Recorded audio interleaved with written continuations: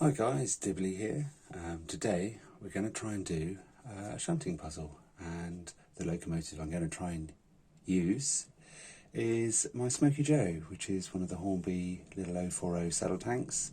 I've recently been developing a reduction gearbox for it to try and make it run a little bit slower. It does run a little bit noisier, as you will see on the video.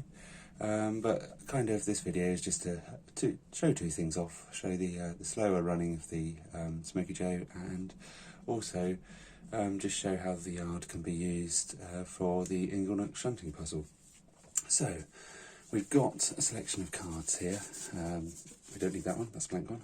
So we have wood, we have upside down milk tanker, we have a milk tanker, we have a coal wagon, we have a fish wagon, we have crates, we have a dairy wagon, if I picked up two, no, and we have stone. So there's a few different ways that you can run the rules for the Inglenook Shunting Puzzle, but today I'm just going to run, batteries as well, sorry, missed batteries out. Today I'm just going to build a train of three.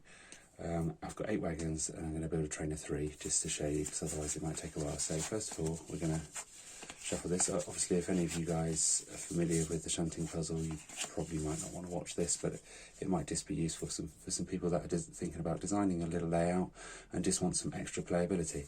Right, hang on, let's continue shuffling these, and we're going to try and pick 3 cards at random. Let's try and make sure we really shuffle them a little bit. So the first one, so this one's going to be the one nearest to the loco. So that's dairy. So we'll put dairy down there. I think the camera can see it, hopefully. The next one's going to be milk. That's obviously a milk train. And the third one is going to be batteries. So I'll put that down there so you can see the order. I'll get rid of these cards. So the plan is to assemble a train in that order, with the dairy by loco, the milk in the middle, and batteries at the far end. Unfortunately, I think this is going to turn into be a really simple one, which is a pity. It would have been nice to show a little bit more complex, but it is what it is. So let's see if we can change some points. So the first one I need to go and pick up, oops, not that point, is the dairy from up there, from the middle siding. So let's go and grab him. So I have cleaned the track this morning, had a bit of a nightmare. Where this is such a short chassis, it does struggle a little bit, but hopefully we'll manage, and it won't stall at the first hurdle. Oh, and it stalled at the first hurdle. Excellent, that's really good. So unfortunately, even though I've been cleaning that track and running it over and over and over and over there, it's refusing. So right, let's move along a little bit so I can get to where I need to. I need to bring this in. Oops, now I need to go a bit further, because I actually need to take the Lucas batteries off of it. Right, let's see if we can split that. I need to just shuffle forward a little bit. There we go, I think that should be it.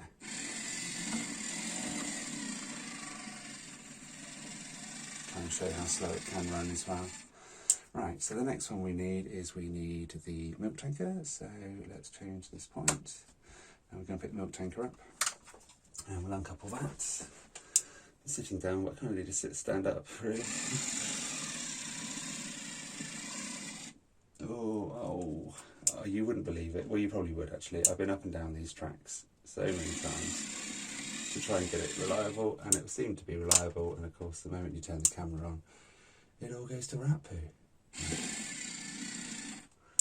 Right, let's see if we can just edge that forward a little bit. There we go. Right.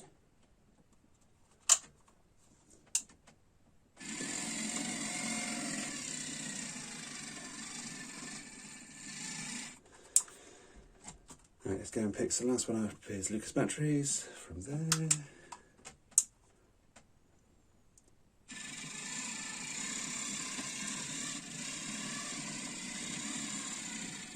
Okay, we've got the batteries, and that now is our assembled train, so we'll just pull that forward. Oops.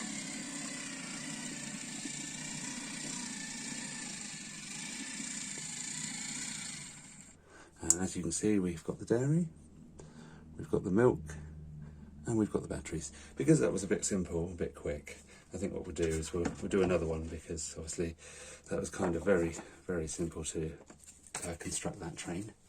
So let's bring the cards back in. I'll get behind the camera so we're actually chucking them all over the place. Great big cards from God throwing down all over the layout. Right, so we'll just, I don't know which ones it is, we'll just pick the top three. I don't know what they are. So the first one that needs to be next to the loco is, the bloody dairy again.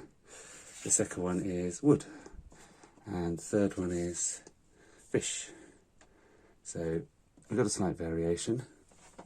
Right, so we might as well break this train here, because we still need to keep the St Ivel Dairy one. So let's go and take that in, if we can.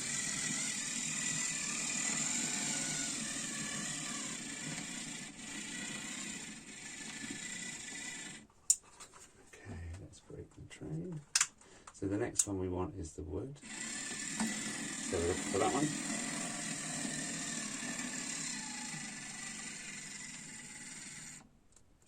Oops, a little bit sticky there. Right, let's go get the wood.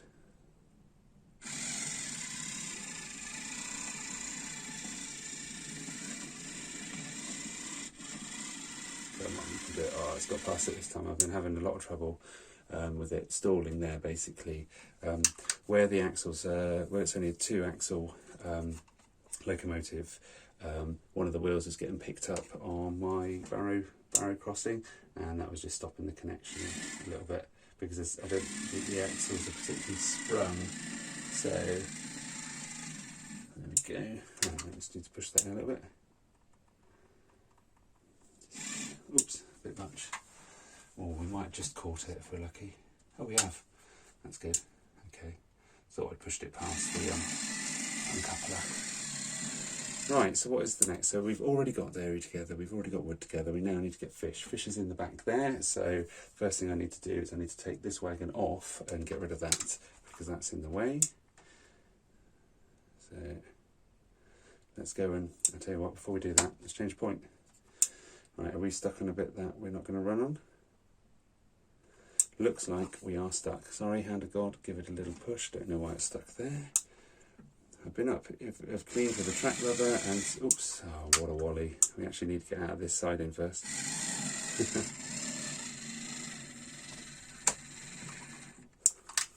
Right, let's try again. Right. So we're going to go and pick up the crates, get rid of the crates.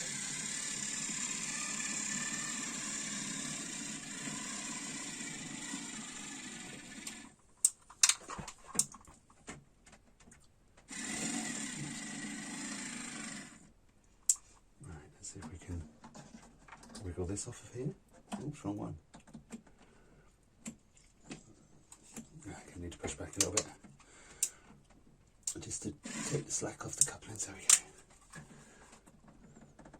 There we go. Should be alright now. Oops, off like a rocket. Right, so we'll drop the crates in the middle siding.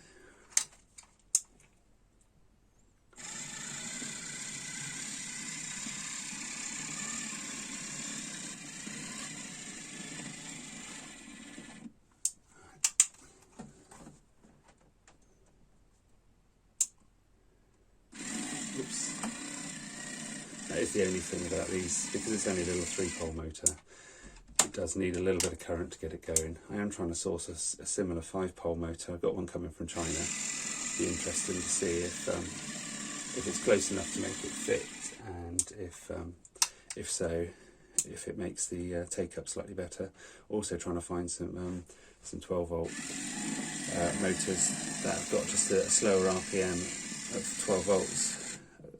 Oh, we're stuck on there. Oh, there we go. We're fine. Okay, so we've built the next train. So we've got dairy, we've got wood, and we've got fish. And there we have it. So hopefully that's demonstrated to any of you that did not know about the Inglenook sidings, just how this layout can be used for the Inglenook sidings shunting puzzle. Plans are available on the internet. It's basically, you need enough room for 5 of your wagons, 3 of your wagons and 3 of your wagons. I have actually found a slight flaw with my layout.